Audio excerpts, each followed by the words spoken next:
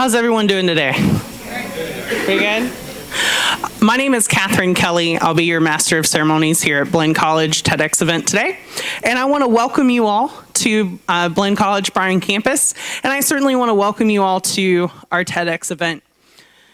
First, I would like to take this opportunity to, if you would help me, thank a few people that made today possible. First, I'd like to thank Dr. Melissa Meeks, who was our coordinator. If everybody wouldn't mind helping me give her a round of applause. For the last year, since we wrapped up this program a year ago, Dr. Meeks has been working diligently, not only trying to find some of the best speakers available to come and present their ideas to you all, but also having faculty come during the break. So we turned in our grades a week ago. And so these are faculty who are volunteering to come back this summer to help make this possible. So if you wouldn't mind giving all of them a round of applause for helping us make sure that we have the best event available for you today. A year ago, I had the honor of standing on the TEDx stage and giving my own presentation. And after watching yesterday's dress rehearsal, I can honestly say that you all have the privilege to seeing speeches way better than mine. So I certainly hope that you all enjoy them. As we continue to have folks come in and join us, let's play a little game. How far did the farthest person come to see today's presentation? So if you drove an hour to come to the Bryan College Station area, raise your hand. Oh, that's pretty good, about 50-50. Over an hour. So let's say an hour and a half. Hour and a half? Oh, pretty good. 2 hours? Oh, we're still going. 3 hours. 4 hours. Did you take a plane? No. Where did you come in from? Honey Grove, Texas. So I'm not originally from Texas, so I didn't take Texas geography. Could you help me out and give me an idea where that is? Northeast Texas, where y'all have pine trees. Not so much. See, like I said, I didn't take Texas geography. Yes, ma'am. Where are you from? And way north Texas? Oh, north of Dallas. Okay. Well, thank you all for traversing the state of Texas, approximately a third of the country, to come join us here in Bryan for our TED event. To welcome you to Blinn College, it is my honor to introduce you to Dr. Jimmy Bird. Dr. Bird.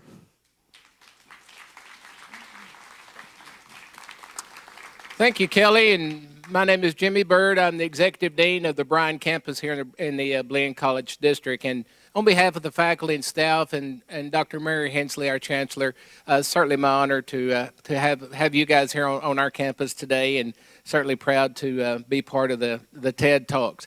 Just a little bit about Blinn. We graduated our largest class this year, a matter of fact, about 2 weeks ago in our 136-year history. So we're very, very proud of that. And one of the things that we offer here at Blinn is certainly dedicated faculty and staff, but the innovation and creativity and the new and innovative programs is just remarkable and certainly second to none. Our relationship out at the Rellis campus, the new Rellis campus here just outside of Bryan, if you haven't been out there, it's certainly worth your time if you're from out of town to maybe stop by there and take a look. But we have a unique relationship and partnership with the Texas A&M University system, where we are getting a new campus off the ground, again, with high-tech innovation and workforce. But a lot of great things going on here in Blinn College, certainly a lot of innovative ideas, and that fits right in line with TED Talks. And special thanks to Melissa Meek, Deborah Varver, and April Kincaid. How about a big round of applause for them? They're the ones that actually put this event together today, and we wouldn't be here without them. And so for everyone from the Blinn College District and from Bryan College Station area, welcome. And for those that's out of town, I heard there's someone from Allen. I'm from up in the Fort Worth area, so I'm glad you made the trip down here. It's certainly a different part of the world, but it's a great part of the world. So with that in mind, I'm going to turn it back over, and I know you guys came to hear everyone speak. There's some great speakers back that you're about to hear. Certainly had the honor to visit with them, and I'm going to join you guys. And if you need anything, I'll be around. Be sure and flag me down, and we'll get you taken care of. But again, welcome to Blinn College here in Bryan. Thank you.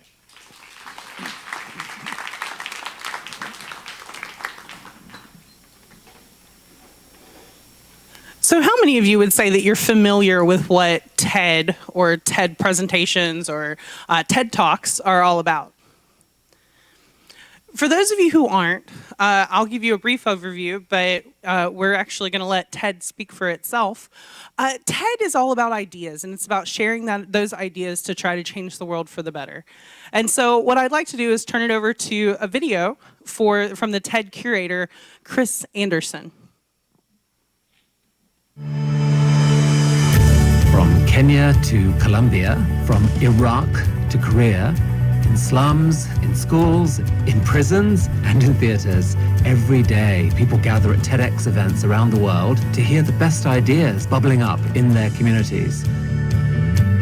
Today, you are part of a global conversation about our shared future. So what is this TEDx?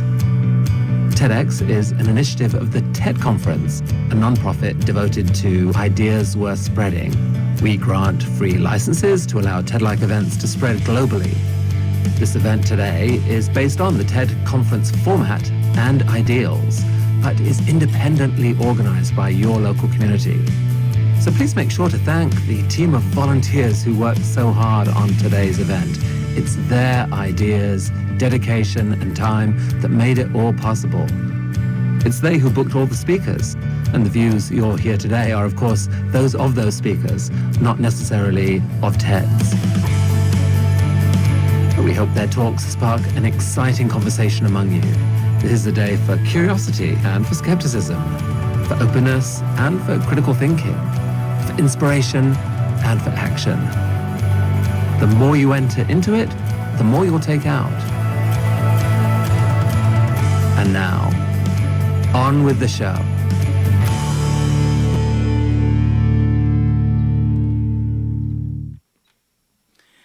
Before our first speaker comes out, if everyone could do me a favor and check your cell phone real quick. I don't know if you're like me, I am very absent-minded, and I'll think that I have my phone on silent, and it's not. So if you wouldn't mind just physically checking that for me real quick, then I can get on with the introduction of our first speaker.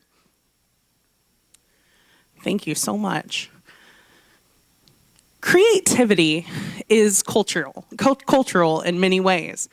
It doesn't just spring from us without some form of inspiration. Today, Dr. George Saltzman is here to tell us about how innovation and creativity arises within culture. Thank you.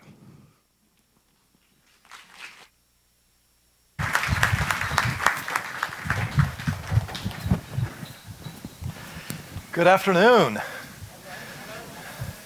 I want to begin today by taking us on a trip back in time to a location many of us have probably never been. Shortly after the end of World War II, in the islands of Melanesia, about 1,500 miles northwest of Australia, in some of the most remote and isolated parts of the South Pacific, cultural anthropologists began to get reports of a very strange phenomenon that was occurring. When they arrived, they were astonished at what they saw. In previously isolated cultures, they were beginning to carve airstrips in the middle of the jungle. They were creating a life-size replica of aircraft out of branches and thatch. They were building control towers out of logs. They were even fashioning radio headsets out of coconut shells. Using the materials and the technologies that they had available to them, they were creating a replica of a working airport down to the very last detail. What the anthropologists came to conclude was this. During World War II, these islands held strategic importance for the U.S. and its allies. And in that process of fighting the war in the Pacific, they had inhabited many of these islands and were setting up air bases. And in the process of setting up these air bases, plane load after plane load of cargo would arrive. Amazing cargo like food and medicines and technologies like radios, but also things like chocolate bars. So from the perspective of the people who lived on this island, they couldn't see how goods were being manufactured in the West and the shipping and logistics it took to be able to put them on airplanes and fly them all the way to the other side of the world. From their perspective, all they saw was that if you build an airport, planes come from the sky, they land, and they bring miraculous cargo. And so they replicated what they saw. They were building airports and they were waiting for the planes to arrive. But of course they didn't.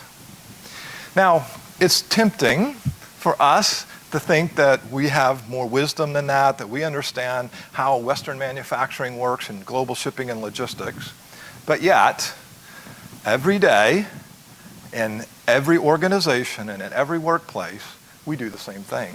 In fact, in higher education, we even have a name for it. We call it cargo cult science. The idea that if I go through the motions, all of a sudden discovery will come from sky blue and make me rich and happy. But just going through the motions of science doesn't mean that you're actually doing the science. Science and discovery take hard work. We spend hours and hours and years working in the laboratory for a discovery that seems to happen overnight. There are no shortcuts to that creativity. So let's talk about creativity for a moment. So creativity is certainly an important trait in the modern workforce, and it's certainly important for you to be successful in what you do. But yet, how do we get that creativity? How do we build that culture of creativity in ourselves and in our workplaces? So I think for many of us, creativity is elusive. We kind of throw up our hands and we say, I just wasn't born creative. Or we say, I just wasn't taught creativity in school. Sir Ken Robinson is famous for his TED Talk suggesting that schools kill creativity. So maybe it was taken from us. Well, Claudia Zula is famous for coining the phrase that ideas are the currency of the 21st century. And if she's correct, and I really believe that she is, then creativity is the means of producing that currency. So how do we get to that creativity? How do we acquire that creativity in our lives and in our workplaces? Well, I think one of the things that impedes us is something that we call cargo cult creativity. So what is cargo cult creativity? Well, it's not replicating inventions out of straw and sticks like our friend here, but it's when we go through the motions of creativity without actually being creative, right? It's without putting in that hard work of being creative, and that's a big problem. And that's a big problem for even some of our biggest and seemingly most creative companies. Consider that Samsung lost $1 billion lawsuit for replicating the iPhone rather than coming up with designs of their own, or that Apple itself was sued by too closely following the work of other artists rather than coming up with their own designs. So I think what happens in that cargo cult creativity is that we're just going through mindlessly replicating the work of others without understanding the creative processes that were underpinning that we're trying to skip out on the hard work that it takes to be creative, to come up with those new inventions and new discoveries. Or perhaps we just mindlessly go through replicating what we've always done without understanding that things have changed in the world around us. So, as a person who works in global education, I spend a lot of my time trying to help schools and teachers be better at what they do. And I work with my colleagues at UNESCO and others around the world to try to find a way to improve the quality of education for all. And if we're going to do that, we have a very big challenge in front of us. We need to find, train, and fund 69 million new teachers before 2030. That's a problem in which we have to be very creative. We can't replicate what we've always done. Even if we doubled the capacity of all the teacher training programs in the world, we couldn't make a dent in that number. If we just continue to do things the way that we've always done them, we're not going to be successful in being able to provide an education for all of those children. So I can't just mimic creative. I have to be really creative.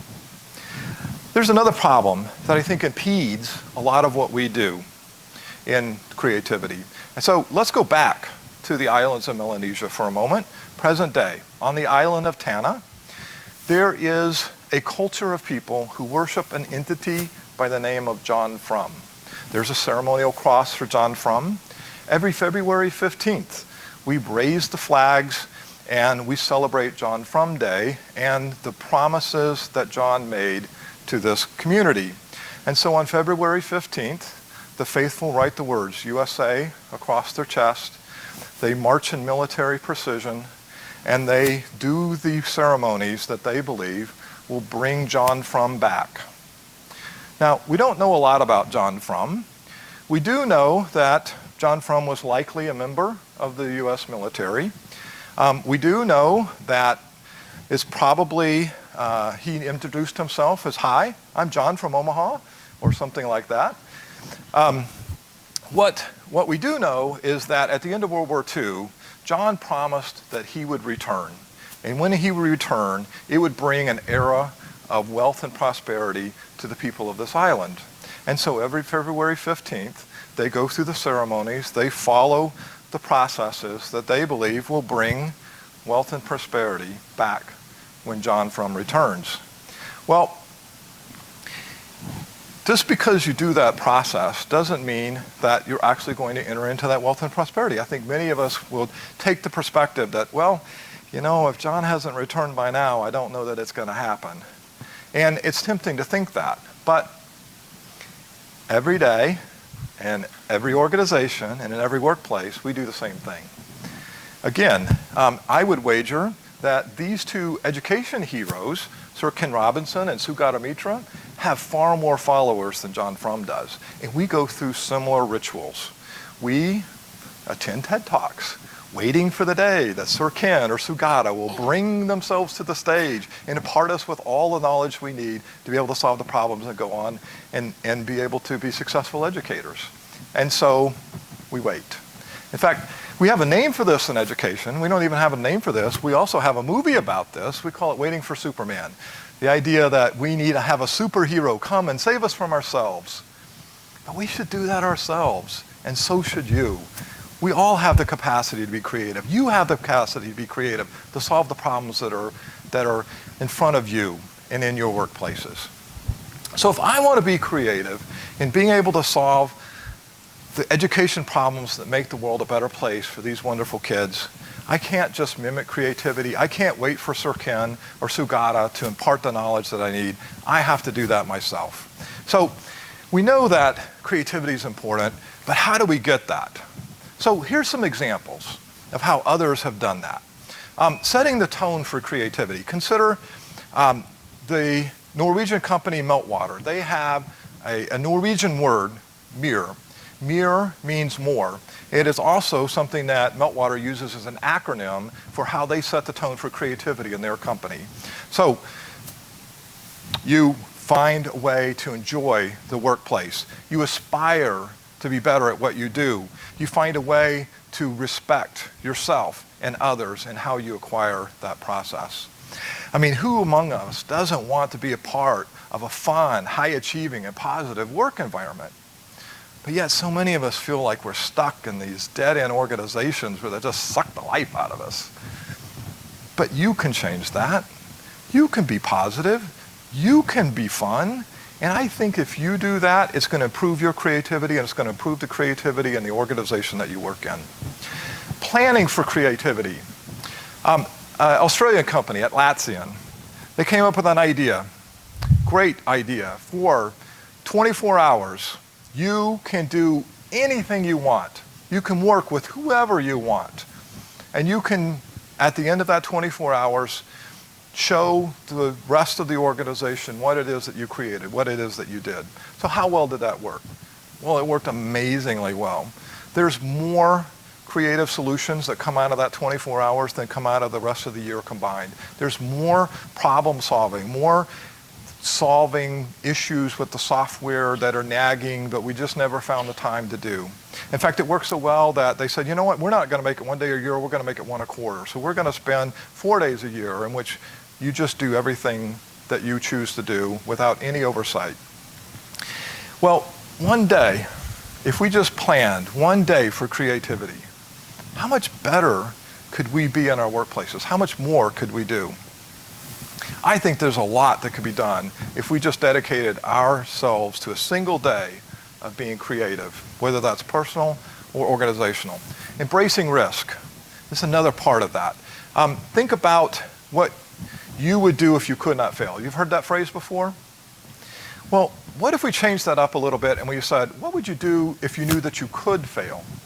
What if failure was allowed? What if failure was embraced? What if failure was required? Because failing is an important part to growing. Failure is an important part of creativity. We can't be creative unless we take risks and try new things.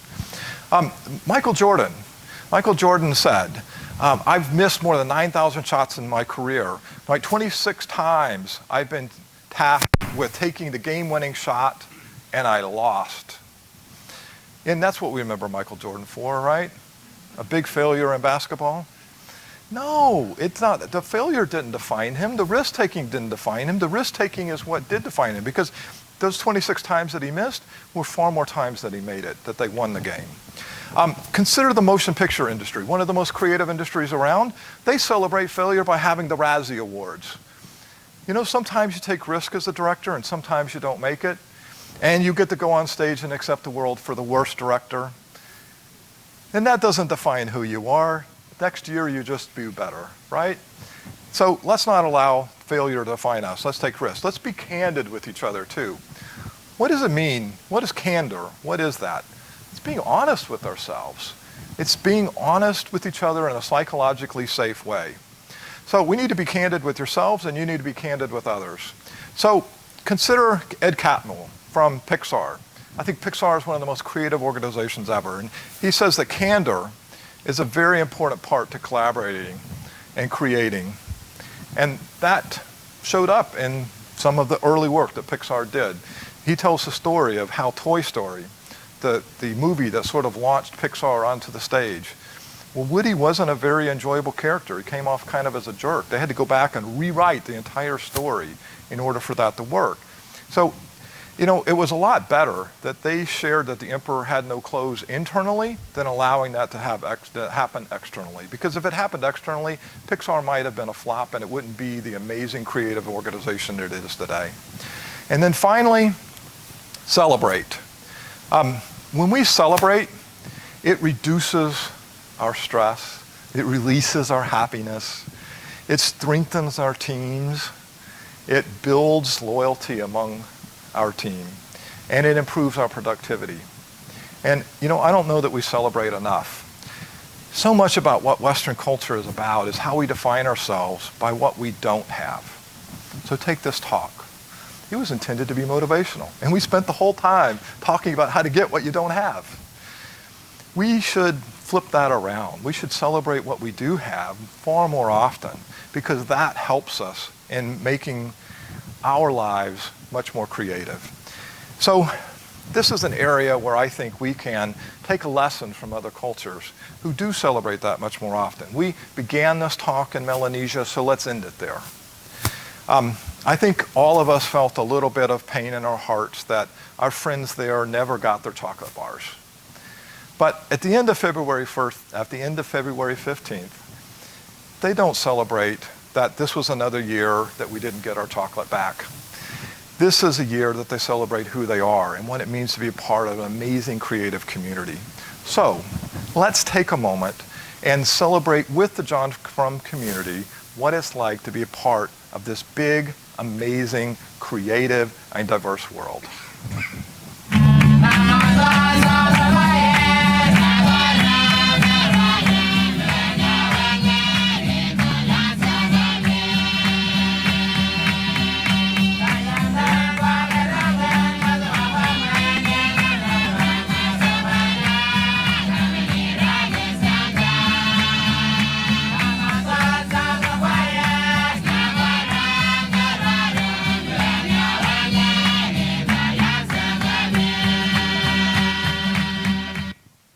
Thank you so very much.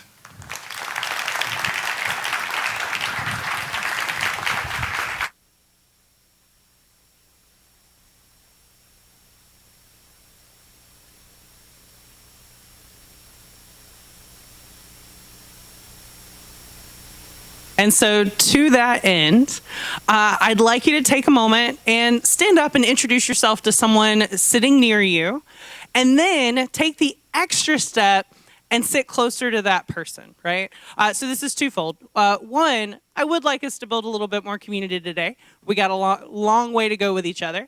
And secondly, we will be having people coming in, and it seems like all the outside seats get taken and all these inside seats don't get taken. And then when people come in, they end up having to walk over each other. But if we all kind of squeeze in and act like we like each other for an hour and a half, then it will certainly make it easier as the day goes on. So take a moment, introduce yourselves, and become community, right? Sit a little closer for me, please.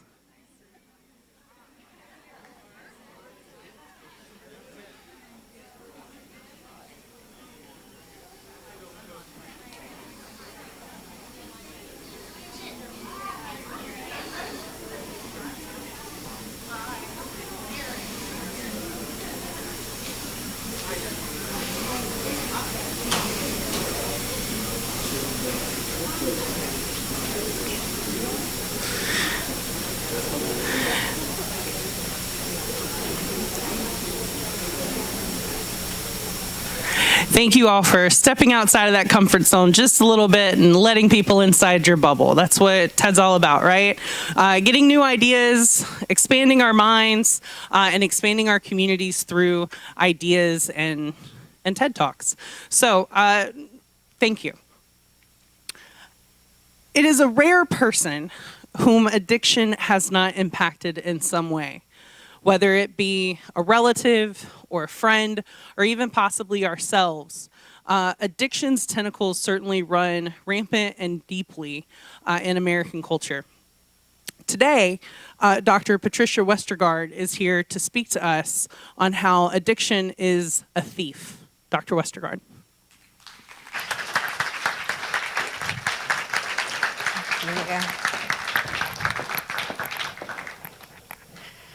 Addiction is a thief.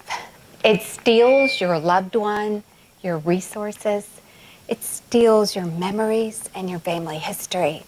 Addiction is painful. Addiction's personal to me. I live with an addict. When my son was born, he was the most beautiful thing I had ever seen. When I looked in his eyes, I thought I could see God. But life was unpleasant. And he started using drugs at 14, and he became an addict. According to government statistics, approximately 23.5 million people struggle with addiction to alcohol or drugs. That's roughly 1 in 10 Americans in this country. That's equal to the entire population of the state of Texas.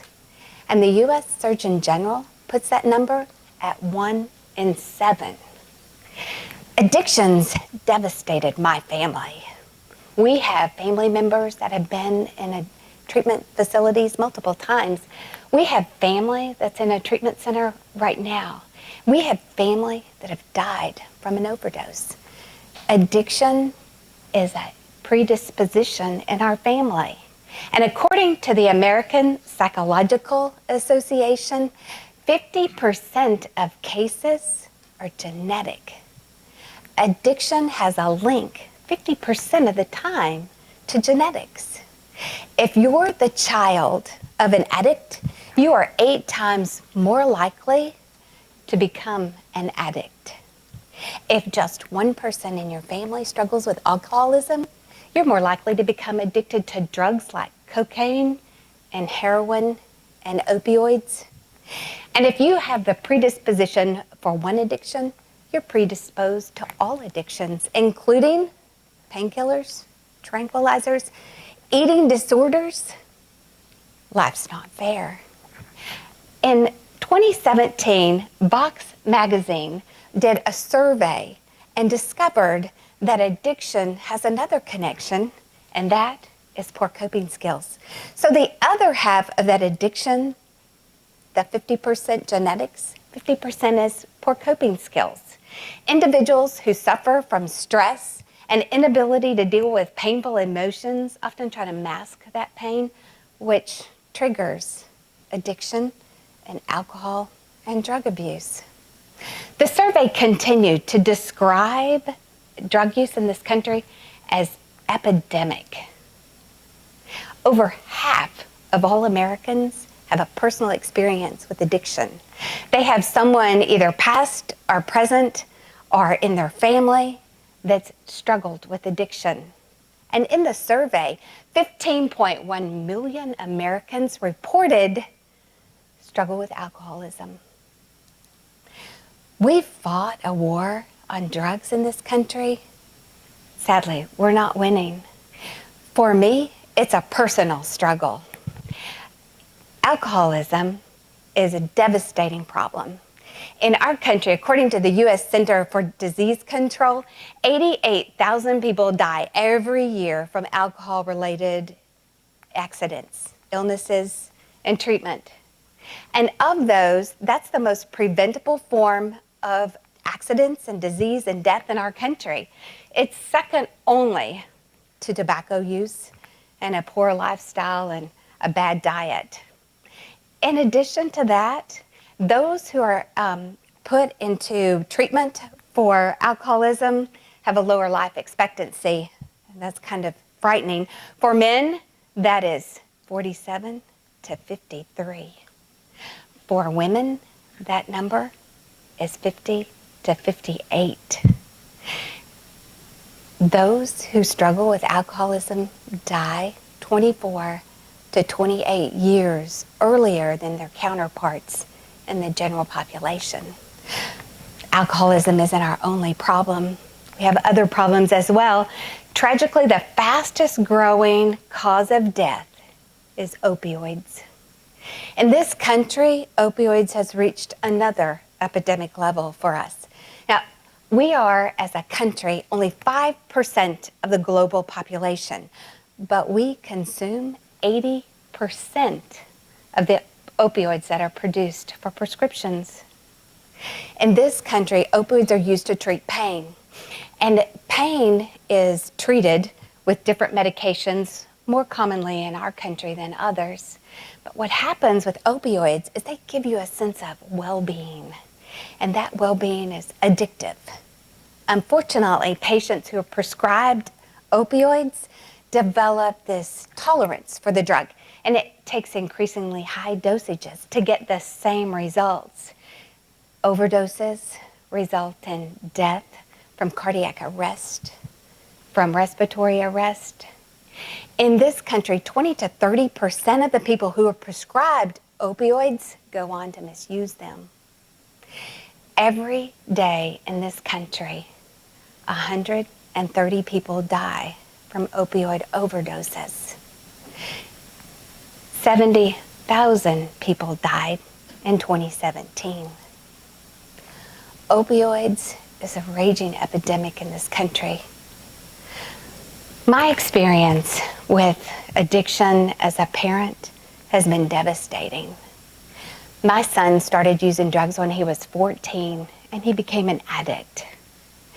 I have struggled my entire life, it feels like, watching the nightmare. And my son has been in and out of the prison system multiple times. And during incarceration, he would get treatment for his addiction.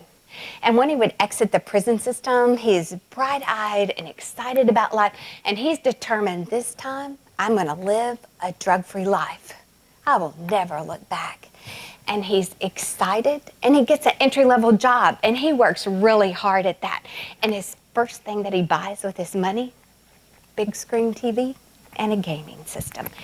He's an avid gamer and a movie buff, and he loves animals, and he has the most tender heart you've ever seen. And 3 months go by, and he's engaged in life, and he's working it hard, and he's committed. And 6 months, old triggers and boredom and old friends and old haunts suck him back in. And the first thing that I see is the TV's gone and the game system's gone. And in their place are little white pawn slips sitting beside little plastic bags with drug residue. And I get text messages from his phone that say things like, "Help me. I'm scared. Can you come get me? I don't know where I am." As a parent, One of the most difficult things I've had to do is to fight against addiction. I know I'm not the only one who has to deal with this, and I know I'm not the only one that stands by their child's door before they go to work and listens to make sure they're still breathing. I know I'm not the only one that believes we can beat addiction in this country. So here's what troubles me.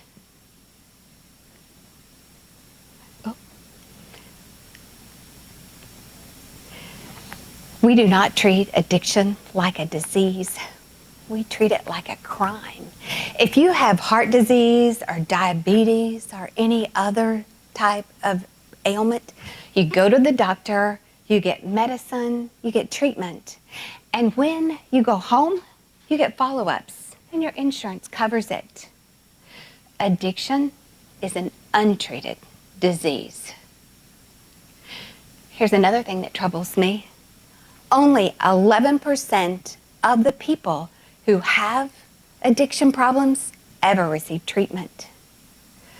We're talking about a treatment gap of 20 million Americans. Here's another thing that troubles me. The culprit in the lack of treatment is cost and insurance. Now, I'm familiar with treatment centers, and they have a difficult job. The fastest way to get treatment for addiction is to self-refer yourself and to pay out of pocket. But it's expensive. Who can afford that? You can be denied treatment because you don't have insurance. You can be denied treatment because you do have insurance. You can be denied treatment because you have the wrong addiction. You can be denied treatment because you haven't been using long enough. Difficulties in being treated are staggering. Here's another thing that troubles me. 2/3 of those who receive treatment for addiction receive it in the criminal justice system. Currently, we have 80% of our prison system incarcerations are also struggling with drug substance abuse. And of those, 60% of them, once they're released, will return for another round of incarcerations. And startling, the yearly cost, according to the U.S. Surgeon General, is $442 billion every year in this country. So here's the lessons that I've learned. The first lesson that I've learned is that you are not alone. Half of America is dealing with addiction. You do not have to hide. I would suggest a self-help group. And the starting point, step one, a Google search. What to do if my adult friend has an addiction problem will get you started. And the second lesson for me is to seek treatment. Knock on every single treatment door, look at every single resource in your community, and never stop searching. Be a well-informed advocate. Some places get it right better than others, and I'm going to tell you about a little town that's called Little Falls, and it's in Minnesota, and they're actually making some progress with the war against opioid overdoses. And that little town, they have spent $1.4 million in state grants to make major overrides to their healthcare system. Things like limiting the prescription refills, giving access to prescription drugs to help addicts wean off of drugs, and helping addicts find treatment rather than jail. The town's only 8,000. And in that 8,000, 626 people have weaned off of opioids and drugs. Next, teach coping skills. If half of the equation for abuse and drug addiction is about how we cope with things, we can teach that every day at home. We're teaching that to the next generation, to this generation, to those who will next face addiction. And never stop loving the addict. It's the drugs that we hate. Finally, we must never give up. My son today is at work. He's living his best life. And he gets home today, he'll see his girlfriend and he'll play some video games. And the next generation, he's going to guard them and make sure they don't go down that addiction path. Thank you. Thanks.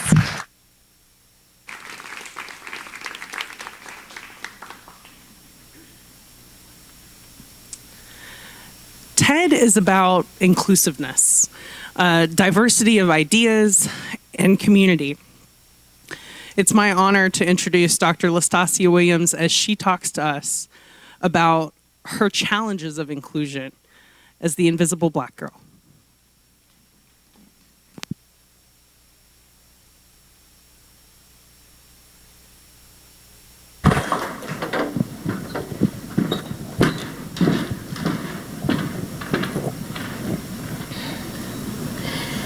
In 1999, I graduated from high school and I was headed to college. My parents rented this van and we loaded all my belongings of what I thought I needed in college. And my aunt and my dad and myself and my mom, we loaded into the van and we were driving down the highway to this new place, this new adventure.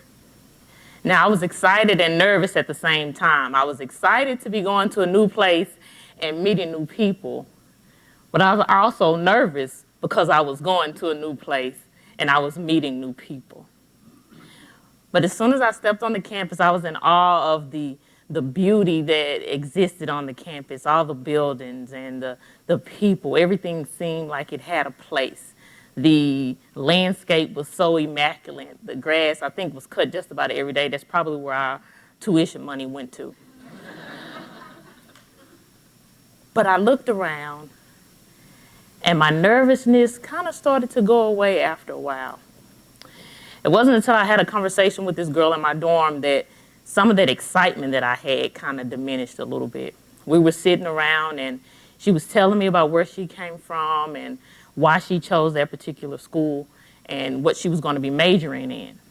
And then she made a statement. She said, "Oh, you're probably here on a basketball scholarship." I said, "Oh, okay." How could she make this definitive statement about me? And she didn't even know who I was. She didn't ask a question. She didn't ask me a question. She made this statement. And so I paused a little bit to gather my thoughts because I didn't want to, seem rude or come across mean. And I told her, I said, "Well, I worked really hard in high school and I got an academic scholarship to be here. Here I was, this college student on a college campus, and yet I wasn't seen as if I was academically capable of being there. I wasn't seen like everyone else. I was an outlier.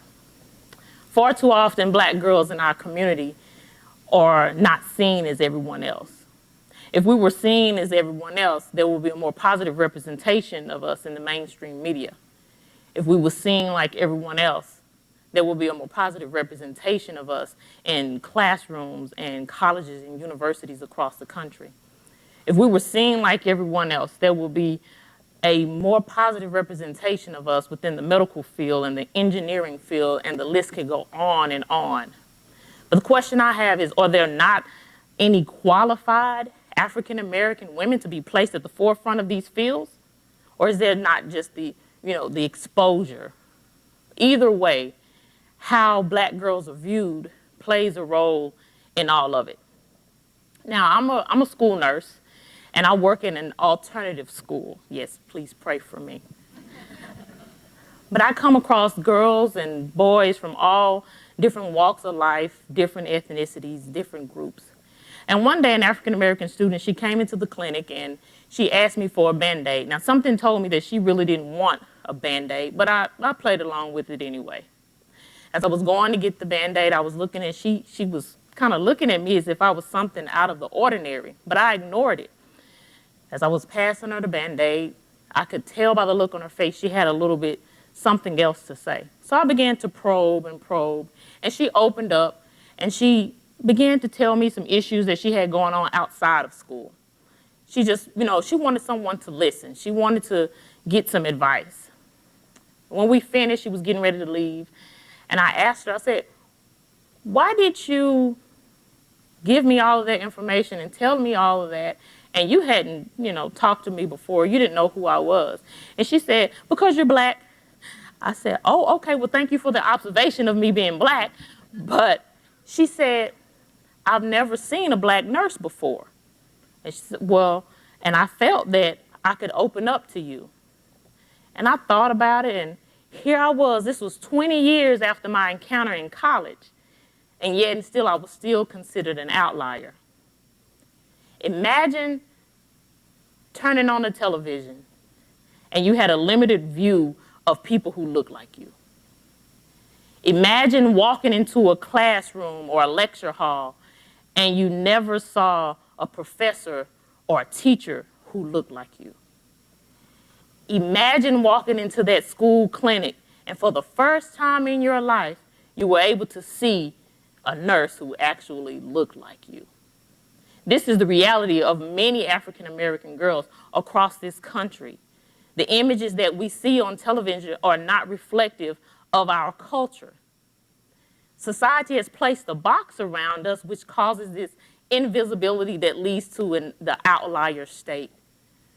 And with this invisibility, it opens us up to unwarranted societal violation that affects the lens in which we are viewed by not only ourselves, but by other people. It leads to the desire to conform to what society deems to be appropriate. It allows other people to tell our narratives and not we ourselves. And it gives way to dehumanization. Now, this invisibility, it doesn't always have to exist. What if black girls were allowed to be represented positively within our society on a daily basis, like other girls from other ethnicities and other backgrounds? What if they were allowed to exist within society without feeling the need to conform to a non-African American America? What if America was allowed to see black girls in a positive light outside of the angry black female or the girl who could only go to college on a basketball scholarship? In order to get rid of the outlier position, in order to remove that invisibility, we have to be able to merge the ideas of cultural sensitivity and diversity.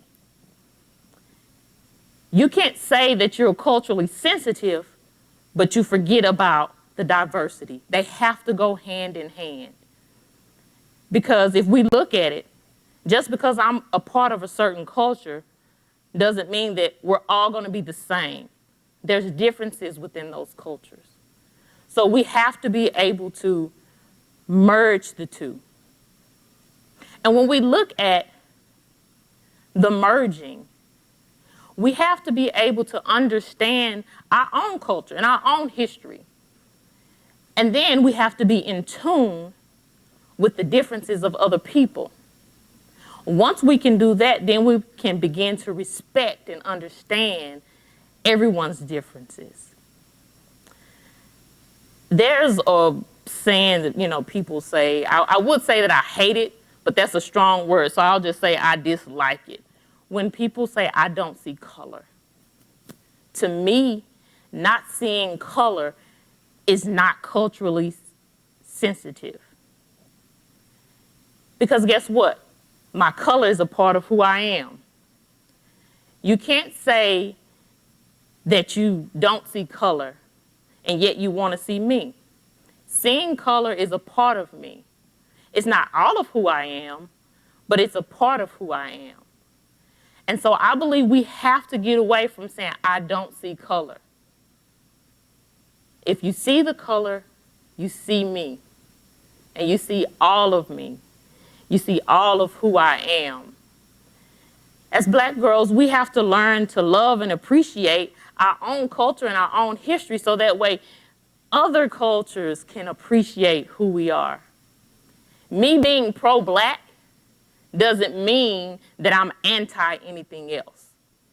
It means that I love and I respect who I am, and I want to educate other people to love and respect who we are.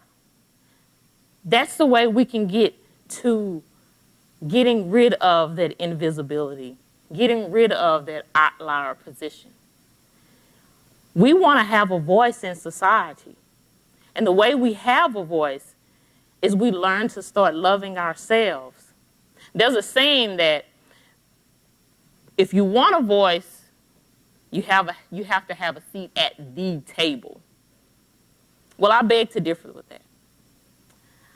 I don't think I need a seat at the table because I have my own table and I have my own seat, and I want to invite you in to come and have a seat at my table to learn all it is about me, all it is to get to know me.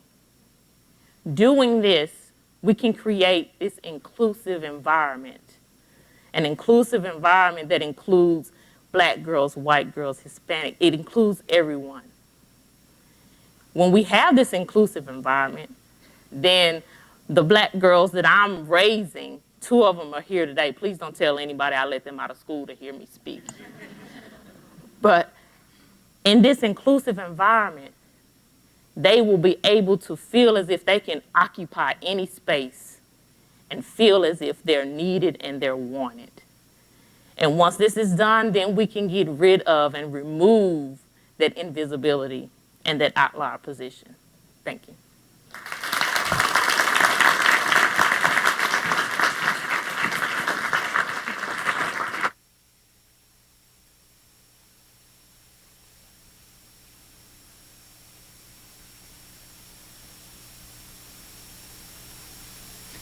How do you prepare for a challenging moment? Future speech, maybe, at a TEDx event of your own. How we prepare for the challenges in front of us can have a gigantic impact on the very successes that we have.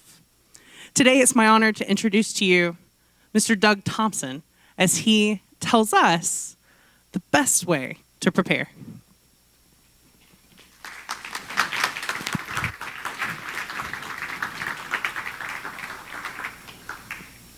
(08141865). The Tycoon was a fitting nickname for a Hall of Fame wrestler who also grew up extremely poor. After a stint in the military, he partnered with an army buddy into the bar business. Sadly, his friend was an alcoholic and soon drank the bar into financial ruin, and then died before the debt was paid. Being an honorable man, the Tycoon worked diligently for years until the debt was fully repaid. And in the process, he spent a great deal of time in the courts where he developed an interest in the law and later became a lawyer. Not far away, Johnny was one of 9 children, and he was born to be an actor. It was practically the family business, as his father and 2 older brothers were already actors. And Johnny was the best of them all. And it wasn't long before acclaim and more prominent roles came his way. But there were demons below the surface. And even though the theater would be Johnny's home for the next 30 years, the demons would grow to a point where it would no longer be Johnny's acting that he was known for, rather an event when he and the Tycoon would finally meet. Okay, pop quiz. Get your paper and pens out. It's only 10 questions. What was Johnny's profession? What was the wrestler's sport? What was the wrestler's sport? What was the Tycoon sport? Sort of gave it away. Do you remember the number that I mentioned when I started this talk? If you didn't, you're normal. The brain is wired to prefer stories to facts and figures. Just ask any 5th grader trying to memorize multiplication tables. Now, through a process called encoding, we store information. Lisa Cron wrote a book about this titled Wired for Story, where she explains this. During this process, neurons, which are the worker bees of the nervous system, fire in different regions of the brain. The more interesting, emotional, and intense the story, the more frequently these neurons fire. Now, stories also contain hooks which trigger different regions of the brain. Brain science studies have shown that more regions of the brain get engaged when we listen to stories than simply trying to memorize facts or figures. The more regions of the brain engaged, the more likely you are to recall this memory. Okay, now that you're all brain scientists, your diplomas are out in the outside there. We'll get to that in a minute. I want to move up a level to how we experience all this in action. Sigmund Freud popularized the theory of the three-level mind, which consists of the conscious, the unconscious, and as you can see, the subconscious mind. I like to use the cell phone as a great analogy for this. In this analogy, the conscious mind is a screen. And mine's kind of cracked, which is, I guess, is sort of fitting. And that we spend a lot of our time here, and we'll spend time opening apps. We will go check social media. We'll take a selfie. Everybody smile. We'll look up an old photo of ours, or we'll do work on it. Who am I kidding? Nobody does work on their phone. Now, behind the scenes is the subconscious mind, or the operating system, and its sole job is to respond to requests from the screen. Okay, look, he's opening up Facebook again. We better open it up. Okay, he's taking a selfie again. Let's open up the camera. Okay, let's go out to the unconscious mind of that 1999 photo when he had hair. And he's going to do work. No, just never mind. So the conscious mind has a quirk. It can't tell the difference between a real event and something the conscious mind has made up. Ever been pocket dialed by somebody? Okay, now these made-up stories by the conscious minds are sometimes called visualizations, which are an important tool, which we'll talk about shortly. Now, to understand how all this happened, we need to go back several years, way back in time to where we lived in caves. During this time, it was very dangerous. Death was around every corner, and the conscious mind was busy taking in these near-death experiences. But because it had limited capacity, as evidenced on the previous slide, it had to offload this information to the subconscious for storage later. We didn't want to repeat the guy getting stepped on by the mastodons. We stored this information. But because we also wanted civilization to survive, we had to come up with a way to share this information. And we did it through stories. You can see this on cave walls through the form of cave drawings telling a story, which, by the way, was the forerunner to PowerPoint. Now, as we sat around the fire telling these stories, we began to visualize ourselves in these stories. We began to take the place of the protagonist in this. And we eventually stored this in our memory. Okay, huge footprint down by the watering hole, and a mastodon was nearby. Be on the lookout. Now, over time, we developed the subconscious mind has this habit of not being able to tell what's real or imagined. And these stories that we tell, the most important one is the one that we tell with the little voice inside our head 24/7. It's the voice that tells you, even when you're asleep, it'll tell you a story. Now, these are the most important stories because they impact everything that we think and we do. Patrick Rothfuss captured this nicely with this quote. Can I get some water? While they absorb the quote. Thank you.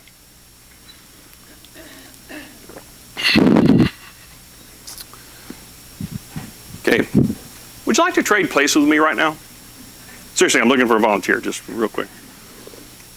If you said no, what were you thinking? Was it something like, ooh, yeah, I can't talk in front of people I don't know. Ooh, I'll say something embarrassing. Ooh, they'll think I'm an idiot. Ooh, they'll laugh at me. Ooh, I don't have a story to tell. Sound familiar? I'll call BS. If you can't talk to people you don't know, how'd you make any friends? Okay, some of you don't have friends, I get that.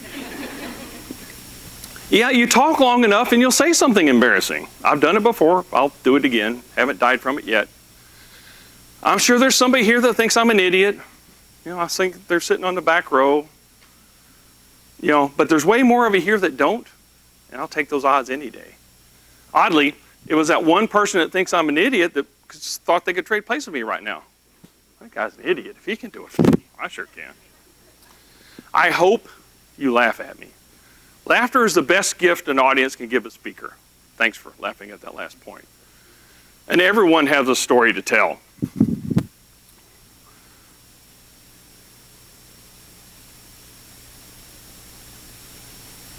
Just as we're wired to learn from stories, we're also wired to tell them.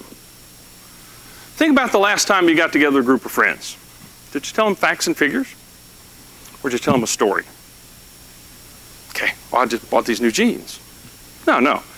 Girls, I bought these new jeans and they are fierce. They are just so on point. I bought this leaf blower, I fired it up, and it blew the chairs 50 feet off the patio. We're wired to tell this. Now, if you had objections, you know, talking to you earlier, there's probably your inner bully, what I call my inner bully.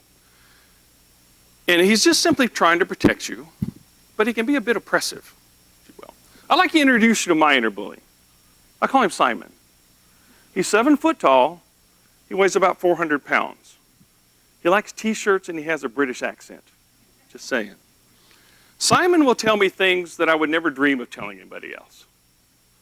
Oh, you're stupid. You're a failure. Your mother dresses you funny. His favorite words are aren't, won't, can't, and don't. Apparently he likes contractions. And he has the nasty habit of ambushing me at the worst possible moment. And I can tell you, the last 3 days we've been having a throwdown, me and him. So it's only natural though, because negativity is our natural state. And as we tell these negative stories, we start to believe them because our subconscious mind will believe anything that's told. It can't tell the difference between something, again, the conscious mind is made up, and the real thing. So it's through these stories, as Patrick Roberts said, that we build ourselves to do that. Now here's a great thing. If we use the power of visualizations in our conscious mind, we can totally turn this around to our advantage. You know, I've been talking to Simon. I've been using some positive self-talk and visualizations. I've been saying, you know, he's been telling me, you're not smart enough. They'll never pick your TEDx proposal. And I've been telling him, I am smart enough. And why wouldn't they pick my proposal? And I've been visualizing standing on this stage in front of you today. By the way, the outfits you're wearing today are way better than you were 3 days ago. I'm just saying, you upped your game. Now, I tell you this because the power of visualizations is just so powerful. There was a study done to prove this.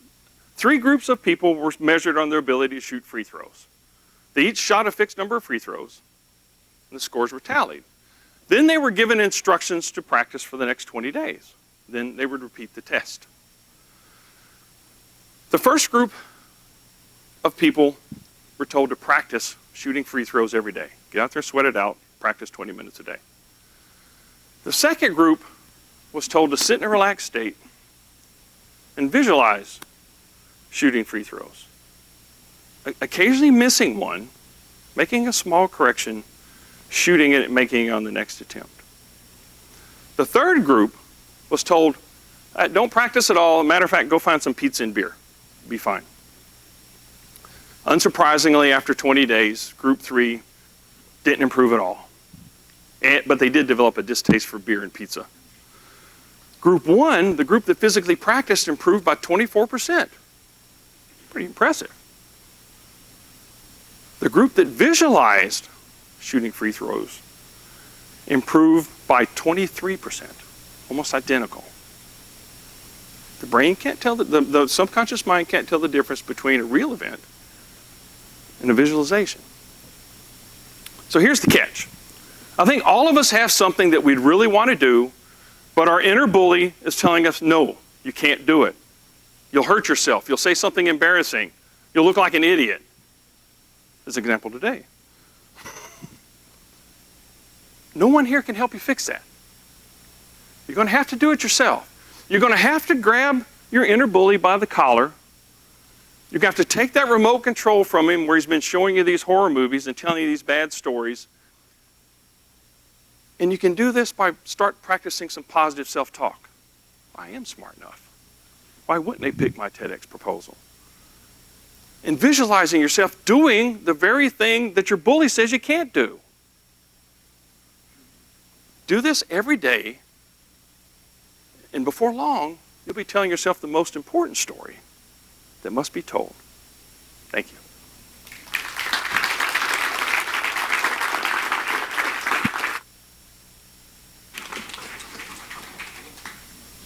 How many of you ever saw the original Ben-Hur? Do you know what my favorite part of that movie was? The intermission. So if you wouldn't mind, take the next 5 to 10 minutes. We have some snacks and stuff out there for you. We will be starting back in 10 minutes, so aim for 5 to be back in your seat so we can start back on time if you wouldn't mind. Thank you.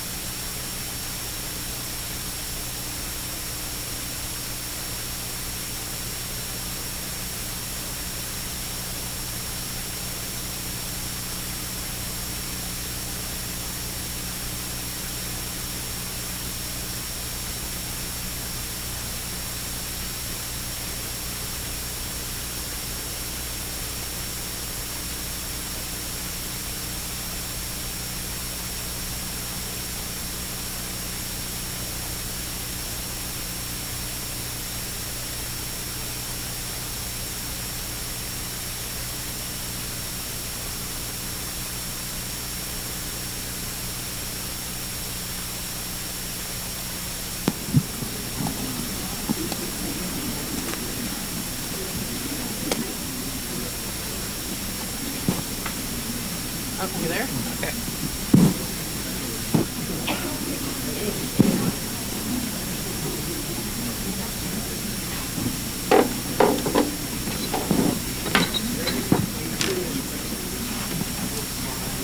Did everyone have a chance to get a cookie? They were pretty good, weren't they? I like those. I got a chocolate chunk. What'd y'all get?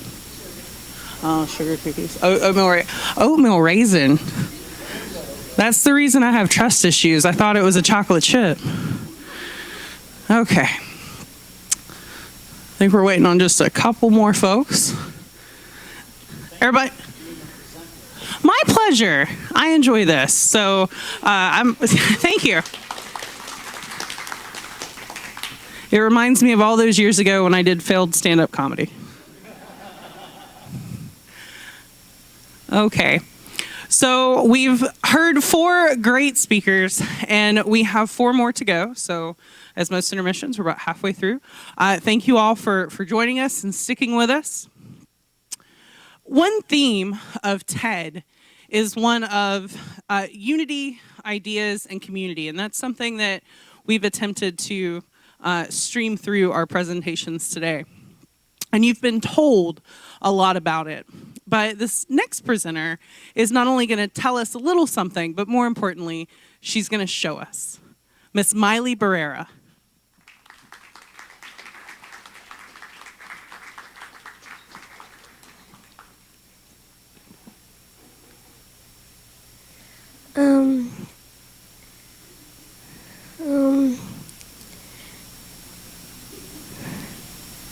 Did I get you?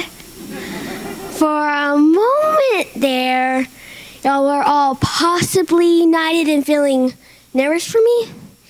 If you weren't, let's talk after this because I think you're related to the Grinch. Good afternoon, everyone. My name is Miley, and I'm 11 years old. I have been dancing for the last 9 years and pursuing my dream of becoming an actress for the past 2 years. It has not been an easy road by any means, and I know it's different for most, but it has been amazing so far. I have been blessed with getting parts in TV shows, commercials, and movies. I'm so excited today to be talking to you about how entertainment has the power to unite. Art and entertainment has a unique ability to connect people from all ages and cultures. The beautiful and unique attribute begins with the basic concept of entertainment welcoming to one and all. It has no bounds or boundaries, no preclusions or exclusions to those who want to experience it. It does not care how much money you make or who your parents are. Art and entertainment is open and inclusive to all walks of life and geographic areas. And it brings everyone to the same room. Just a few weeks ago, my mom and I went to go see this low-budget film that you probably might have never heard of, called Avengers Endgame. Just kidding. Don't worry, no spoilers ahead. But we did laugh, cry, and cheer. Walking out of the theater, we discussed about characters and their behaviors in the movie with people we've never met before. Some were young, old, male, female, different races, and of course, different income levels. But we were all bonded in our experience, and we were all on the same uniting entertainment level. Entertainment has a way to bring people together and strengthen social bonds, regardless of someone's race or religious beliefs. The movie, play, or production they're going to see, it brings people together. At a performance, people from completely different backgrounds chose to go see, whether it's the same movie, play, actor, dancer, or production. They all instantly have something in common. These people, they all liked this art. They all loved that performance. They all enjoyed this experience. So you're not as different as you seem to be on the outside from everybody by you. So just remember, you have something in common when you see a movie, play, or production. So never underestimate the unique ability of entertainment to unite. Thank you so much. And I have a performance for you that would hopefully unite everybody in feeling uplifted.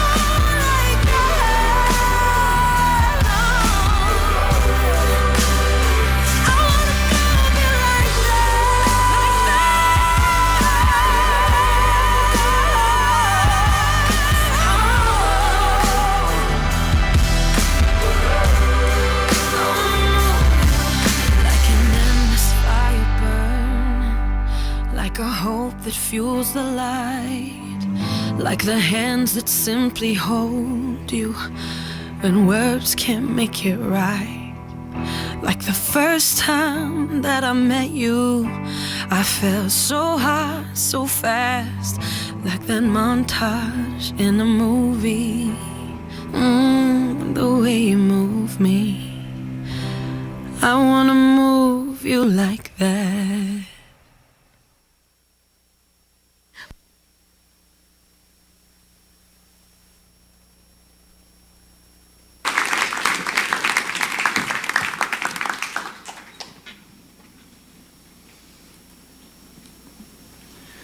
They say you should never judge a book by its cover. But for our next speaker, I think she would challenge us to say, you can never judge knowledge by the book. And by that, I think Dr. Diane Lovell is going to tell us that our best discoveries, the most information that we can find, is never to be found in the book, or for that matter, even in the library. It's my honor to introduce her to you now.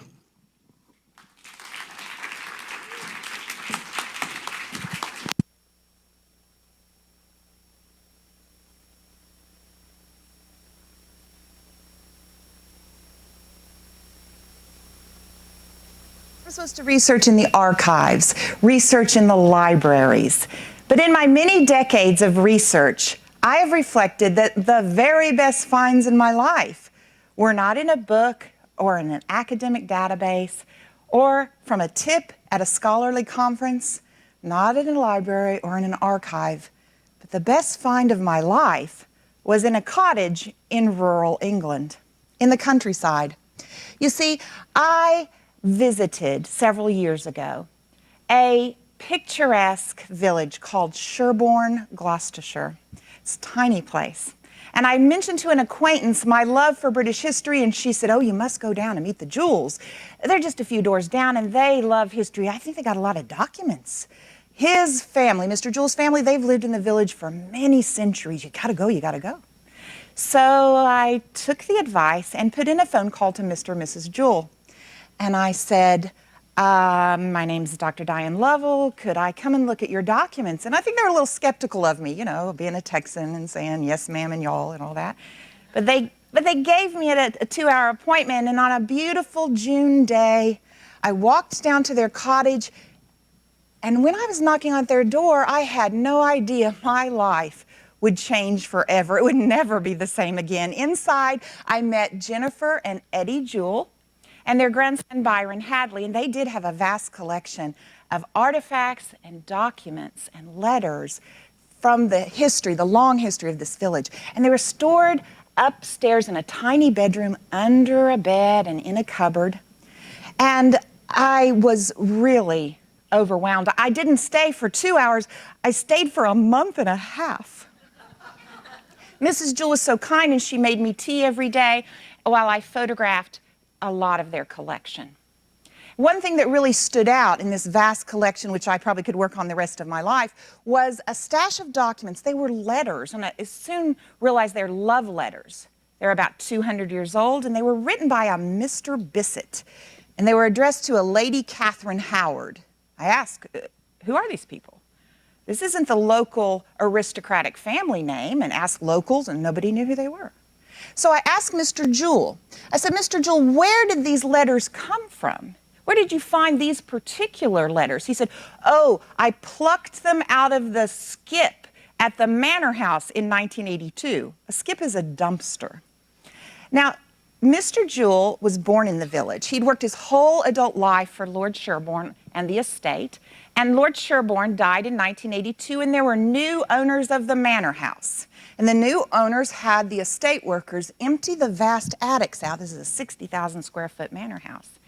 And he did. He dumped them in the skip, and then he thought better of it and plucked some things that didn't seem right to throw away. And he took these piles of history home to his wife, and she wasn't very impressed with them because her cottage is very tidy, but I'm very glad she tolerated them. And 30 years later, I'm knocking on their door. This is what some of the letters look like. They often start off with, my dearest Catherine, and sometimes to save postage, they're written sideways, so they're very difficult to transcribe. So I took them home. I had digital copies of them, and I took the photographs home to my senior seminar. I was an associate professor at Houston Baptist University, and I had about 10 students in this class. Not all of them are pictured here.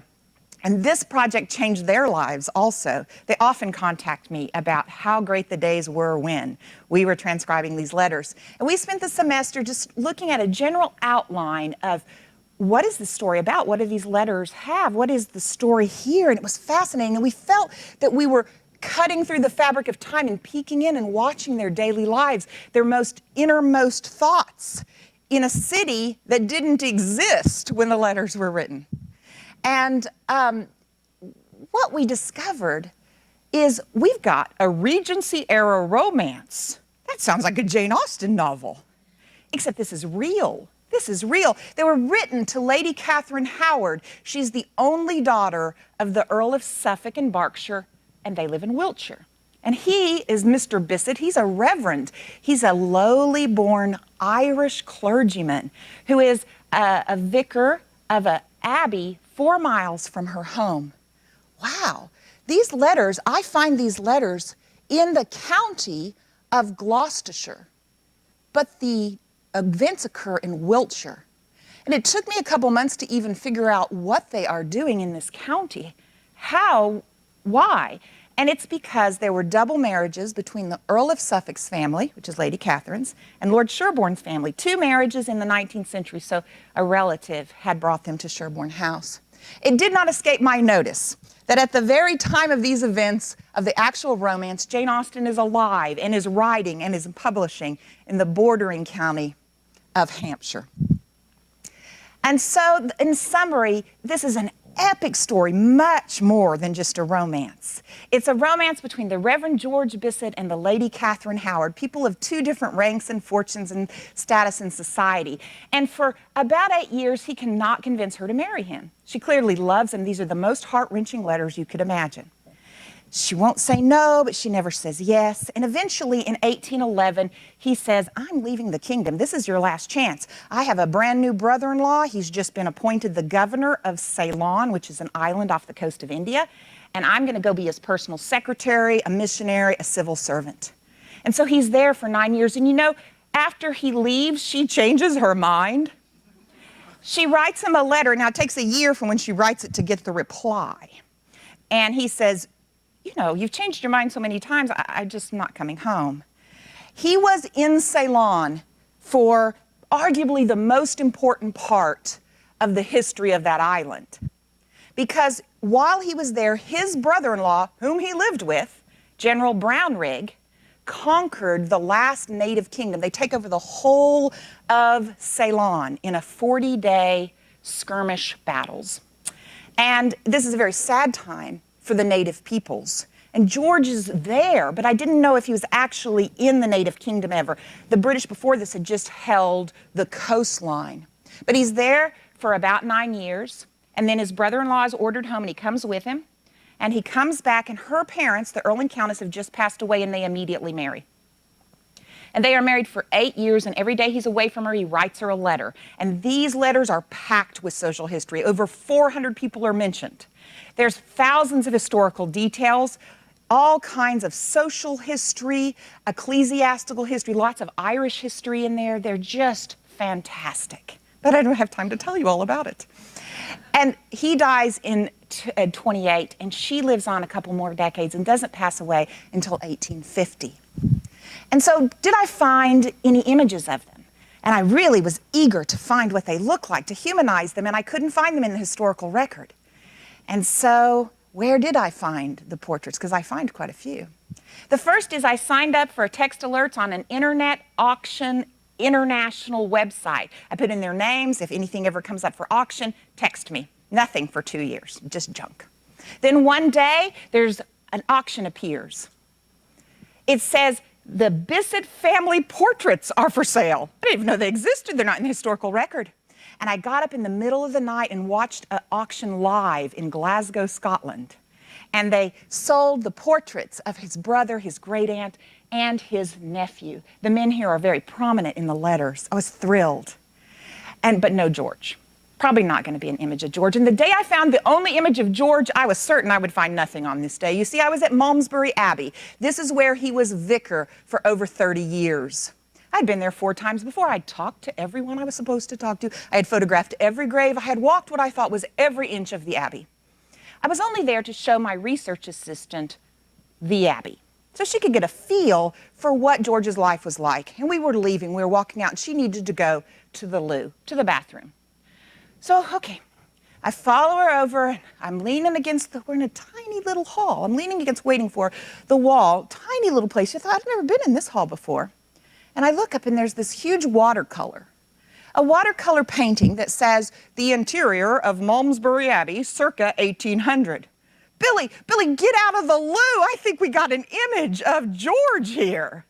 And it may not be a beautiful oil portrait of him, but it humanizes him. And I was so thrilled to find him in his natural environment at the Abbey. And so the only image that was in the historical record of Lady Catherine was from a wood engraving, kind of poor quality. I really wanted to find what she looked like. So I went to the family. Now, her father was the Earl of Suffolk, and she grew up in this house, and the Earl of Suffolk still exists, and he grew up in this house too. And he still owns this house. And the current Earl pointed me towards his brother, the Honorable Morris Howard. And he has tragically just passed away. And on my first visit, he was able to show me something that was not then in the historical record. Her parents, her brother, and the only person in that nuclear family that's missing is her. No Catherine. But on my third visit to Morris's house, in his own living room, I found the portrait of Lady Catherine. And I it was in a cameo case. I said, Morris, can we look at this one? I think that could be her. And he pulled it out. It's about this big. It's tiny, and it's original by Hopner. And I was so thrilled, and he's let me photograph this. Another time I found an image of her in another unexpected place. I was volunteering with the National Trust. They had been given lots of artifacts and documents by Lord Sherborne, and they asked that I help identify, organize them, because I was trying to put an archive together. I took a photograph of it, hundreds of photographs that day, for research purposes, but I looked on the back. You couldn't read it. It was too faded, gone. I'll never know who the person is. A year and a half later, I was on my laptop flipping through. I thought, what if I just alter this a little bit? Could I read it? You know, it doesn't take much. And I could read it. It says Lady Kath Howard. Then it says Sherborne. And then it says Lady C. Bissett. Unbelievable. Unbelievable. I wasn't even looking for her. And then I bought another portrait of her on eBay. And the letters, the Bissett love letters, describe George going to pick up this portrait from the miniaturist Bone. Did I find any other documents or manuscripts about this story outside of the archive? Strangely enough, I did. One of the problems with this research project is that there's not much information about his life in Ceylon, modern-day Sri Lanka. They write letters, takes a year to get a reply, but they almost talk about love and why they're not getting married, or should they get married, but they don't talk about what he does in Ceylon very much. And so I noticed from archival and library research that George Bissett worked under a Honorable Thomas J. Twistleton. He worked under him every day in Ceylon. I thought, honorable? That probably means his dad's a baron, a lord in England. So let's go see if we can find the English family. And Twistleton, who was the boss of Bissett. Twistleton's family lives, and Twistleton grew up in this house. It's Broughton Castle. And I went to see Lord Sayenseal. Now here's Lord Sayenseal and his heir. Lord Sayenseal was born in 1920. So I've talked to his heir, the Honorable Martin Fines, and asked him, do you have any documents from Ceylon or images or anything? And he said, you know, funny thing, this castle has stood for hundreds of years. And last month we finished organizing all of our family documents. You wouldn't have anything from Ceylon, like say like early 19th century. 10 minutes later, I was sitting in his office looking at a stash of letters that Twistleton had written from Ceylon to his family, packed with Bissett information. I couldn't believe it. I couldn't believe it. So in my progress, I went then repeatedly to the village where I found the documents, and I had a new acquaintance. Her name was Mrs. Margaret Shaw, and she had been in the village for decades, and she gave me a cup of tea, and I was leaving, and she said, Diane, I think you like history. I might have some letters you might be interested in. Letters? I love letters. And she said, they've been in this store for 30 years. My late husband, he was ordered to empty out the attics at Sherborne House, and he didn't feel comfortable. He never told anybody. I'm like, no way. It's 8 doors down from where I found the original, and the top letter was a Bissett love letter. And I got choked up, and I couldn't believe it, and I didn't know it was missing, and it's the best letter of all. And I call it the lost letter. And again, he is writing to his wife when he's away, and it mentions 2 other people that are in other of my research projects. And unbelievable, I couldn't find it. I couldn't believe it. Now, I then continue my archival work. I go to Northern Ireland, and I spend a week in the Public Record Office of Northern Ireland and find all kinds of great things about Bissetts. But you know what? The best thing I found in the island of Ireland was not in a library, but instead in a graveyard in the Republic of Ireland in Raphoe. You see, George's brother becomes the Bishop of Raphoe, and this is the Bissett family plot. And so we go out there on a very hot day, and the gravestones look like they're unreadable because they're so old. But you know, if you wait for the sun to hit it right and you take them at different angles, you can see it. And you take it home and you edit it, you can see it. And if it's really blank, there's nothing there at all. If you take soil and you rub it in, letters start to pop out. We found people, especially young children, like 11 years old, that were not on the family trees, that had died tragically. And so then I said, I got to find out more and more information outside of the Western world about his life in Sri Lanka, in Ceylon, modern-day Sri Lanka. And so in March, shortly before the tragic bombings, I spent a couple weeks in Sri Lanka. And I was determined to follow George's footsteps. You know, George had sailed in 1811 on a perilous ship journey by sail all the way down across the tip of South Africa and up to almost to India, to this tropical island. And I was really determined to follow in his footsteps, but I decided to fly instead. And I spent more than a week in the National Archives of Sri Lanka, often sitting next to a Buddhist monk in the reading room, and found a lot of great stuff. But again, the best stuff I ever found there was not in the archives.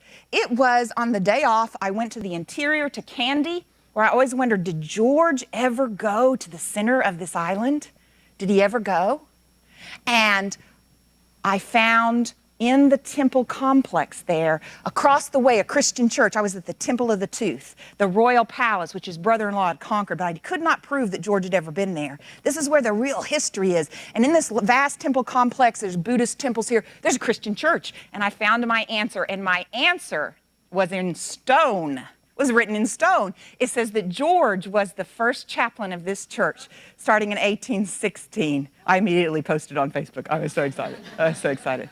You know, in reflecting of my years, decades of researching, libraries are wonderful places. They're vast sources of, it seems like, infinite information. But I think there's a life lesson here. They can aid us in our research, but they may not be a great place for the discovery of the best things in life. So I urge you to get out of your traditional mindset, maybe get out of the library, and find great discoveries in non-traditional places. Thank you very much.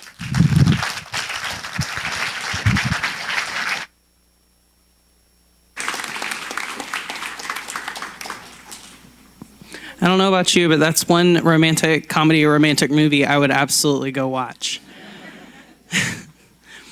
We're often told that history repeats itself, and no matter where we find that history, we can certainly learn a lot of life and cultural lessons from it.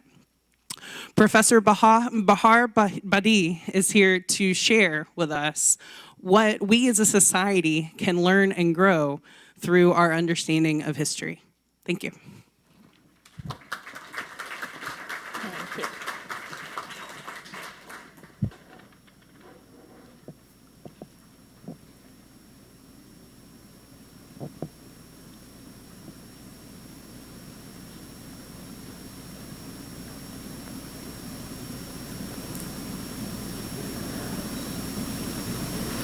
I am a teacher and architectural historian. I'm specialized in Islamic Persian or Iranian architecture. My job is to travel to remote places, look at historic and sometimes ancient structures, and to come up with an interpretation of what they embody for a broader audience. I look at the development of certain buildings, their visual and physical properties, their construction materials, their built environment, and their social and cultural context. I talk to people and collect what is known as oral history. I form relationships with locals to get a better understanding of those cultures. I go inside people's homes to hear their stories. But I also spend a lot of time visiting archives and museums in Asia, Europe, and Africa, where I study historical manuscripts. These manuscripts rigorously documented detailed information about people, places, cultures, traditions, landscape, and boundaries, and were written by travelers from all different nationalities, including Cornelius Lebrun, who was a 17th century artist and documented the 17th century Persia or modern-day Iran. And J. Albert Mandleslow, who was born in 1616 in Germany and was sent to Persia as an ambassador at the time, and carefully documented detailed information about people, culture, traditions, language, foods, and architecture. And Monsieur Nicolas Sanson, born in 1600 in France, who was a French cartographer or mapmaker. We even have several 19th century American travelers, such as Reverend Justin Perkins, who carefully documented his observations of all things Persian in his book called 8 Years in Persia. So as you just see, the traveling that I do is something that's been done for hundreds of years. During the age of exploration, which lasted from the 15th to 17th century, Europeans were traveling to unknown destinations to discover other cultures and to collect and bring back local knowledge about their urban development, farming methods, and foods. This included the importation of potato and tobacco from Americas, and silk, cobalt, paper, spices, and herbs from nations alongside the Silk Road.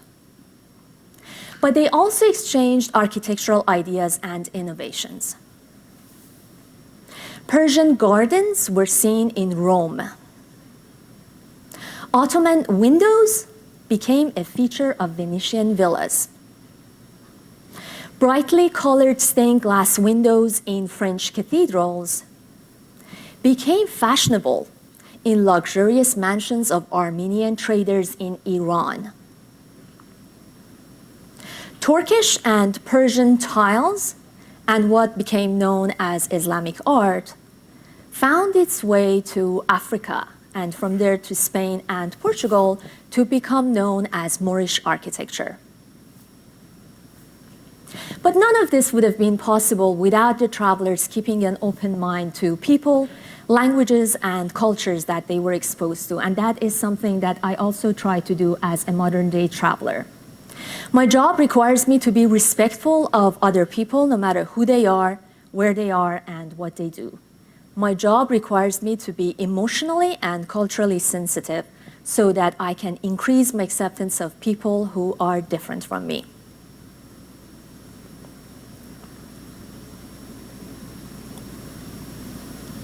Now, why do I do this?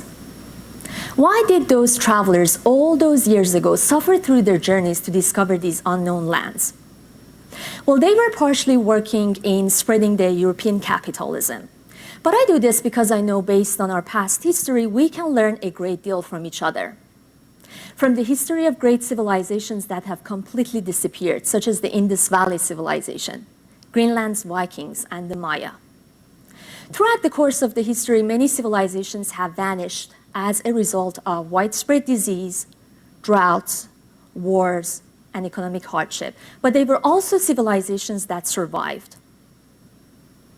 When you travel to places with thousands of years of history, with architectural and often climatic solutions that are the product of millennia, we can learn about their survival techniques in a shifting climate. Architectural innovations such as zero pollution, natural cooling and ventilation systems known as wind catchers, and shaded streets. Residential courtyards that featured water ponds and vegetation. And water channels that brought water all the way from the mountains to your house in desert all seem very simple at first glance, but they resulted from hundreds of years of trial and error-based experiments that created practical solutions to the harsh regional climate. Now, you might be wondering, what is this shifting climate? Shifting climate refers to a sudden change in patterns of climate.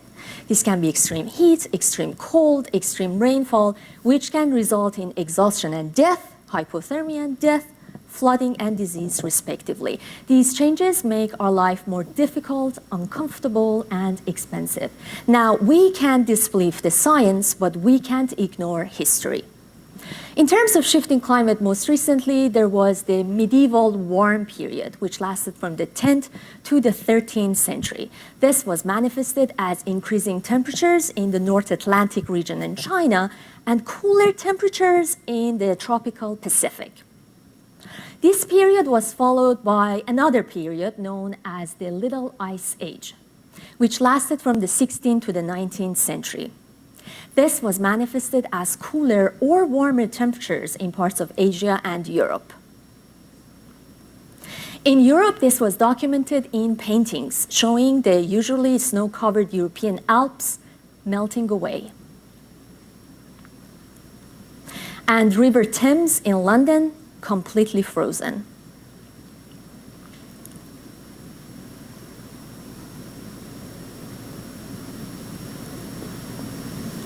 And more recent manifestations of our changing climate can be seen all over our planet, in Asia, in Europe, in the Middle East, and in the United States. Here I give you a great yet tragic example of a recent event in city of Shiraz, once famous for its grapes and wine, that shows how changing the traditional layout of a city that survived hundreds of years of climatic events can result in catastrophe. They turned a gully specifically designed to drain floodwater out of town into a highway, and here is the result.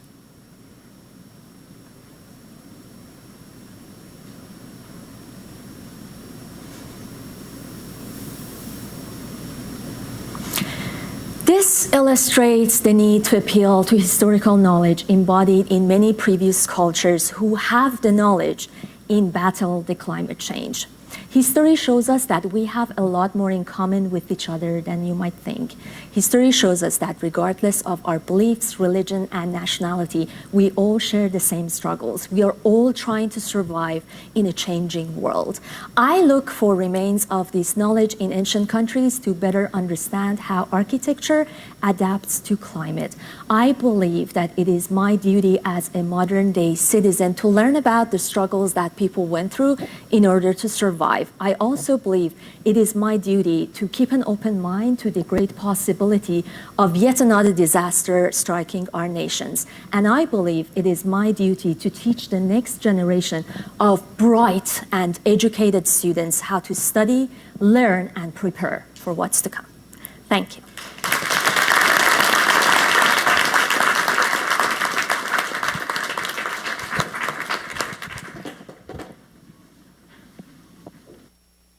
We've heard TED Talks on how to better our world. We've heard TED Talks on how to better our performance. And our next TED Talk aims to better our mind and ourselves. It's my honor to introduce you to our last speaker for the afternoon, Professor Benjamin White.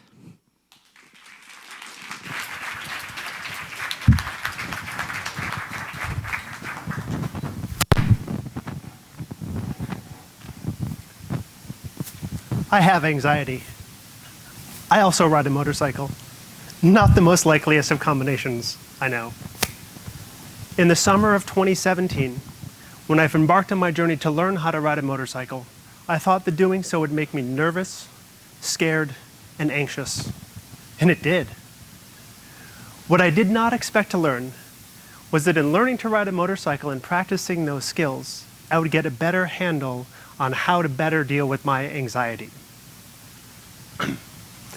So there's a couple things that I really enjoy. One is motorcycles, the other is brains. The brain to me is one of the most fascinating things in the world. It's the most complex thing in the entire known universe. It's essentially a what-if machine. It allows us to remember the past and think about the future. This can lead to insight, joy, wonder, and innovation. But sometimes it gets out of control, and we experience anxiety, doubt, and worry. There's a couple phrases in the motorcycling community, and one of them is this: all the gear, all the time. To put it simply, it means wear all your gear all the time. It's important to stay protected because as a motorcycle rider, we never know what's going to happen. There's very little separating us from the pavement.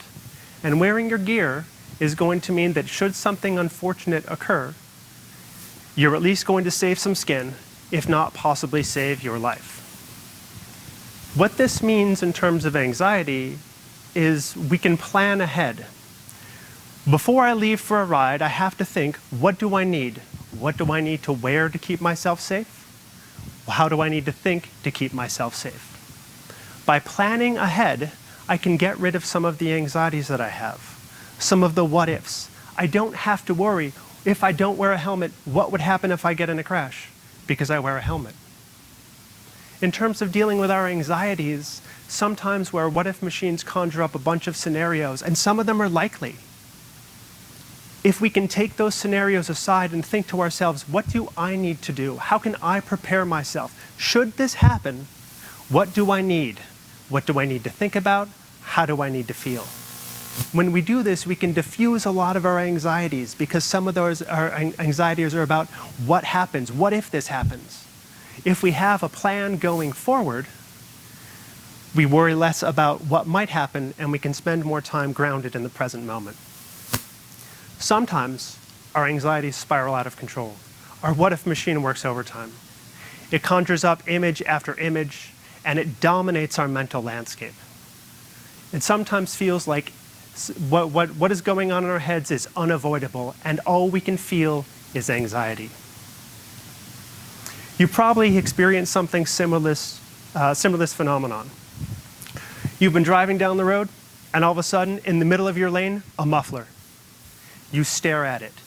You fixate on it. You cannot take your eyes away from it. You're setting yourself up on a collision course for the muffler. Luckily, you're driving a car or a truck or SUV. Chances are you'll drive right over the top. But as you're clenching that steering wheel and looking in your rear view mirror, your what if machine is still thinking, what if I hit it? What would have happened then? Well, on a motorcycle, this muffler is all the more hazardous to us. We don't have the luxury of two wheels on either side. One of the things about riding a motorcycle is you go where you look. In a car, we maneuver it by using the steering wheel and steering the wheels. On a motorcycle, we have to lean. Because you go where you look, if you're staring at that muffler, you're going to set yourself up on a collision course. This is something called target fixation, and it's something we experience as drivers, motorcycle riders, and even pilots. This is a natural property of our brain, a natural process. Our attentional system is wired up to pay attention to what our brains think is the most important thing in the environment. And for us, right then and right there, it's that muffler. But on a motorcycle, staring at that muffler will mean we're going to collide with it. What we need to do on a motorcycle is instead of prioritizing the problem, prioritize the solution. We need to think about where it is that I need to go. Where do I want to go? Where is safe? Hitting that muffler is not a good option. Going around it is. We can use this to deal with our anxieties as well. Sometimes our what if machine conjures up images and it's terrifying and it's anxiety provoking. And we cannot look away from them. But if we can slow down a little, breathe deep, we can focus on the solution, not the problem. And we can avoid that anxiety altogether. One of the things that helps in terms of avoiding these types of situations is grounding ourselves in the present moment. We have a need to be present and in the moment when we're driving and we're riding a motorcycle. However, our what if machines don't always have the same idea. We often get behind the wheel of a car and we think about a myriad of things. We're distracted from things outside of the vehicle and sometimes within the vehicle as well. But when we drive a car or truck or SUV, we have seat belts, airbags, and a steel roll cage to protect us. In the event something unfortunate should occur. On a motorcycle, however, we don't have the luxury of seat belts, airbags, and steel roll cages. We're vulnerable. We're a small object on the road, much smaller than the cars. Pound for pound, we can't contend with that. So what we need to do as motorcycle riders is be aware. One of the best pieces of safety equipment we can use are our brains, our very what-if machines. When we think about what's going on and we identify obstacles in the road, we can figure out how best to avoid them. When I'm riding my motorcycle, I have to be aware of what's around me. I have to think, does that car see me? Where do I need to be in the lane? Is there something in the road? How can I make myself safer on the roadway? It's this very sense of mindfulness that was one of the things that first attracted me to riding a motorcycle. For safety, we need to keep ourselves grounded in the present moment. Certainly we get distracted, but the way we ride safe is to be aware of what's going on around us. In terms of dealing with our anxieties, Our what-if machines will churn away, coming up with idea after idea. We'll remember the past, we'll envision the future. But our anxieties exist here and now, in the present moment. When we're focused on things that may or may not happen in the future or events that happened in the past, we lose touch with what's going on right now, and that can make us anxious right here and right now. But if we slow down and take a deep breath, we can avoid some of these anxieties. When we ground ourselves in the present moment, we're thinking about what can I do right here and right now. When we're avoiding the obstacle in the road, we can't be thinking about something that happened last week or something that's going to happen in the future. We have to be in the present moment. Being in the present moment was one of the first things that attracted me to ride a motorcycle. The need to be safe, but also I enjoy the ride a whole lot more because I have to focus. I have to choose where I pay attention and how I pay attention. When I first started learning to ride a motorcycle, I figured I'd be nervous and anxious, and I was. What I didn't expect was that doing something that caused me anxiety could teach me so much about how to better deal with and attend to the anxieties that I feel. When we're able to think ahead and make plans, we can reduce our anxiety in the present moment. When our mind works overtime and we're super anxious about something, if we prioritize the solution and not the problem, we can disengage from that anxiety and move in a direction of our own choosing.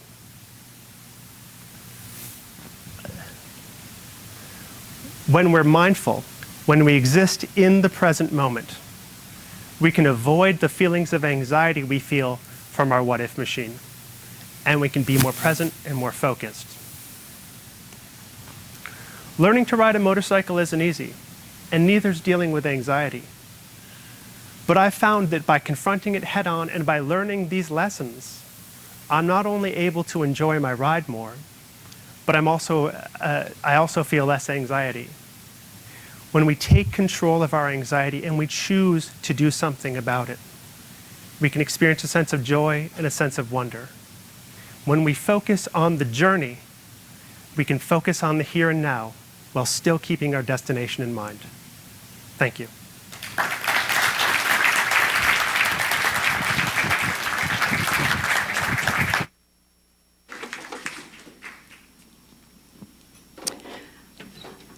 What an amazing group of speakers. As we come to the end of the event, I want to thank each one of you for taking time to come and be a part of this TEDx event. We had great speakers and staff and tech crews, everybody involved in this, but really you as an audience coming to support is important as well, so thank you for your time. I also want to spend just a moment and thank our wonderful MC. Catherine Kelly, can you come up?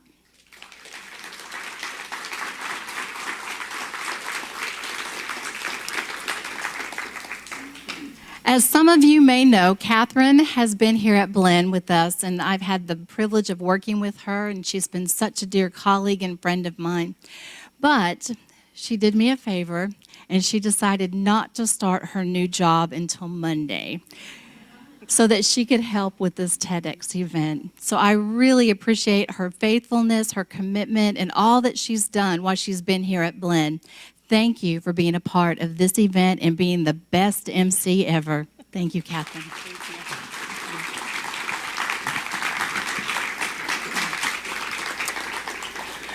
Thank you, Dr. Meeks. So that's Dr. Melissa Meeks, and she's been your organizer for this event. So a round of applause for her as well.